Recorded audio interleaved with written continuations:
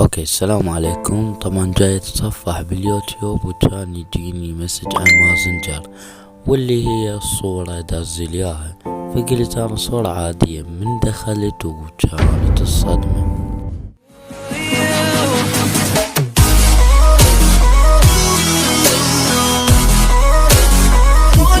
كانت الصدمة حرفيا منطقة التيم كلها متخربة. طبعا هسه راح اروح للمنطقة واراوكم ياها شلون متدمرة حرفيا. ما ظل لا صناديق لا بيوت ولا اي شي. اوكي، رسبنا هنا وحرفيا من بداية تفجيرات. اذا نرفع شوية مثل ما قاعد تشوفون هذا البيت الاول وهاي هي البيوت ما ظل بيها ولا شي، بحيث متحطم كل شي، لا صناديق لا اغراض. تخيلوا اغراضنا اللي كنا نجمع بيها كلها انتهت بلحظة، وللأسف اللي فجر لحد الآن ما نعرف من هو، يعني باختصار مجهول.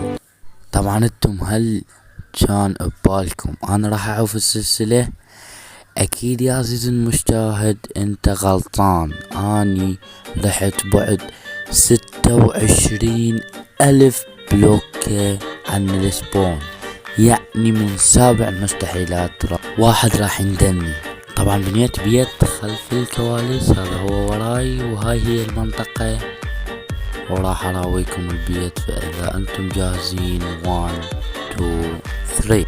وهذا هو البيت. طبعا بيت جدا بسيط، بنيته تسليكي بس على مود اضم الغراض. وهذا الغراض اللي بقت هاي الالترا الثنين، واحدة حصلناها اشتريناها بالبث المباشر، والثانية اعطانياها واحد هدية.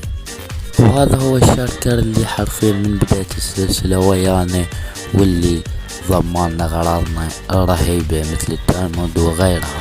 وريتكم كل شي هسه، وراح نسوي رحلة كيفية بسيطة لان غراض ما عدنا وموارد ما عدنا. اول شي نسوي انفل لان عدنا كتاب بتطويرات اسطورية للسيف. نطبخ الايرون اللي عدنا وننتظر. واخيرا سوينا الانفل وراح نخلي مكانها هنا. ورسميا تم تطوير السيف بان بريكنج 3 وسمايت اي في. اوكي، نحتاج بيكاكس لان بيكاكسنا مثل ما تقال تشوفون مدمجة. هلا والله بالبيكاكس الجديد. وهاي نزلة الكهف جدا اسطورية.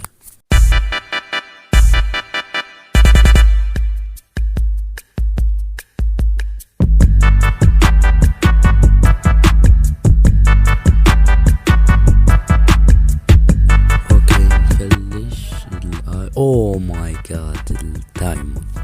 اوكي بس وحدة انا راضي كبداية.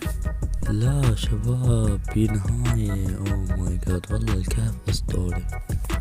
اوكي طلعنا ونبحث على كهف ونشوف الكهف. اوه ماي جاد هذا الكهف اسطوري.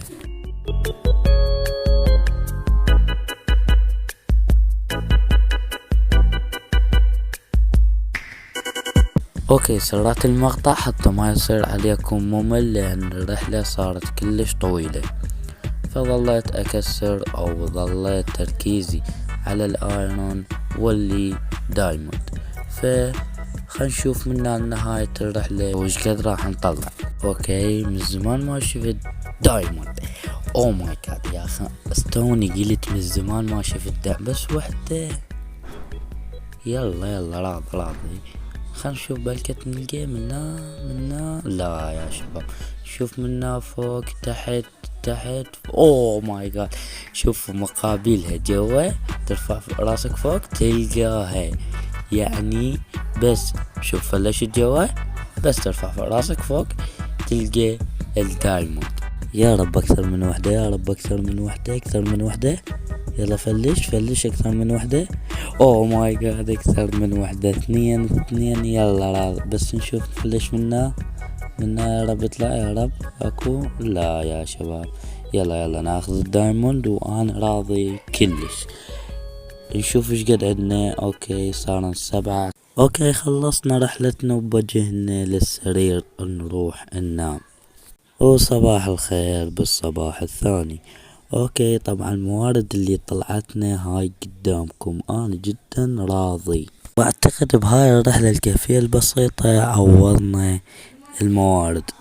اوكي خذيت اللابز والايرون وكل شي، فقط عدد الدايموند خليته بالشاركر لان انا بعيد جدا عن الاسبوني. يعني حتى لو شافوا المقطع وشافوا الاحداثيات من سابع المستحيلات يقدرون يجون لي لان جدا بعيدان عليهم.